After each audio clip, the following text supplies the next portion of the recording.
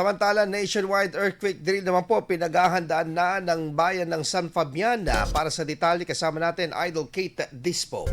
104.7 IFM. Report!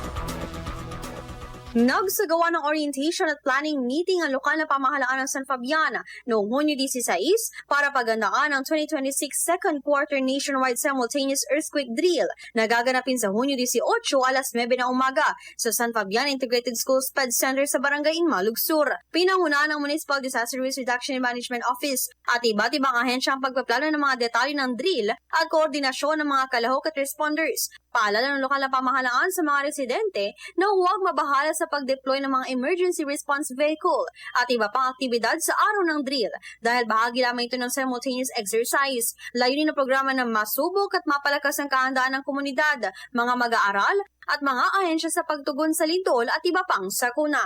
Kasama mo mula rito sa IFM Dagupan, ako po si Idol Kate Dispo. Tatak IFM! IFM News. IFM News. IFM News.